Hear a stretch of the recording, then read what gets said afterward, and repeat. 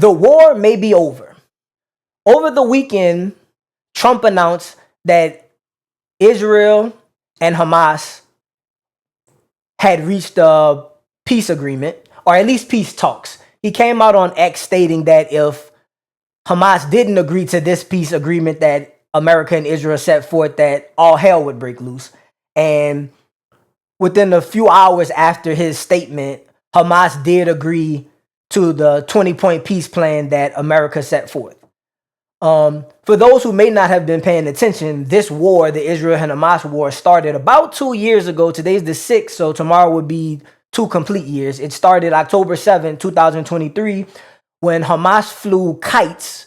Yes, they flew kites over the Israeli border and killed, I believe, 1,200 people, and they took hundreds of hostages, somewhere between 200 to 300 hostages. So in response to this brutal attack by Hamas, the government that's in charge of the Gaza Strip, which is between Israel and Egypt, in response, Israel sent their army, and they've pretty much devastated Gaza. They've killed at least 66,000 people. Some estimates say it may be as high as 600,000. We won't know the death toll until the devastation has been looked at by a third party. Besides the 60,000 who have died, also many have gone injured from the bombs and drones that Israel has launched. Somewhere, at least hundreds of thousands of people have been injured. And then because Israel was bombing multiple locations in Gaza and did ask people to leave as their military expanded looking for Hamas, over 1 million people have been displaced.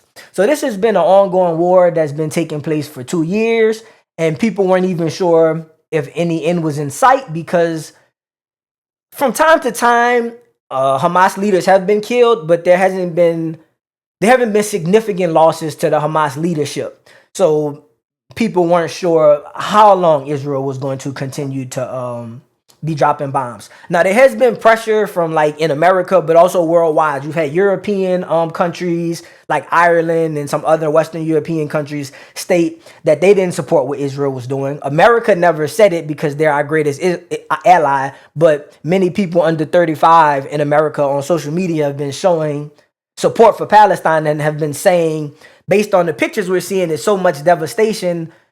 Yes, Hamas was wrong, and people don't support Hamas, and we actually want Hamas to leave government. But the amount of civilians who were being killed had got to the point where people were saying it's more than just a war now. You're just killing practically everyone in sight. So the news of Hamas agreeing to the treaty was seen as big news really worldwide. The 20-point peace agreement came out from Trump. Of course, Israel said they agreed to the peace treaty as well. The 20-point peace treaty came out from Trump. Some of the particulars were Hamas was supposed to leave government. They're supposed to demilitarize. And they're supposed to let go of the hostages. They're saying, not obviously, but 250 hostages are no longer living. It's dwindled down to maybe 20 to 40. So most of the hostages have now died, unfortunately. Hamas said yes. Hamas agreed to the agreement, but the reason there's negotiations going on is that Hamas is not confirmed that they will leave government completely. So the U.S. wants them totally out of government. Hamas has agreed to step down, but but it seems that they're working on particulars about how they're going to run the country and what them stepping aside will be. Also, they never specifically agreed to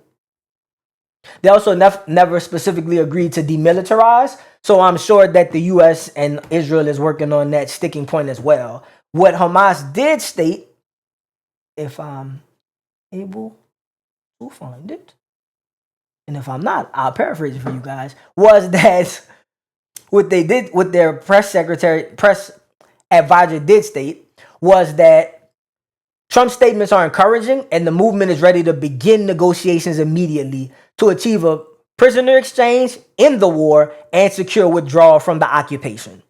So all the signs are leading to this war should be over. Both sides have agreed. They're working on particulars. Trump, after this agreement, asked Israel to stop bombing. He asked both sides to stop bombing. I'm mentioning Israel because Israel did not stop bombing over the weekend. Israel bombed the church. Israel also bombed the UN facility. So even after the agreement, they didn't drop as many bombs, but a few places that had civilians and the reports are saying children were bombed. So there have been more casualties from Israel even after the framework for the agreement was set in place.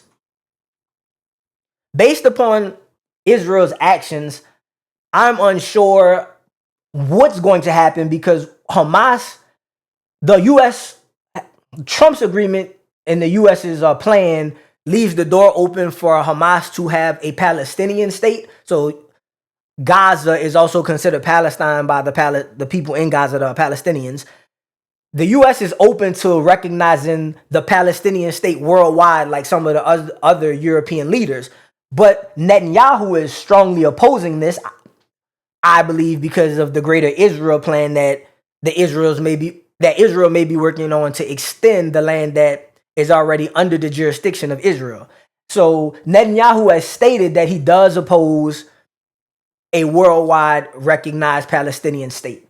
And because of this, and them also dropping bombs, I'm unsure if this peace agreement will last. But my hope is that it does last because there's been devastation on both sides and it's gone on long enough.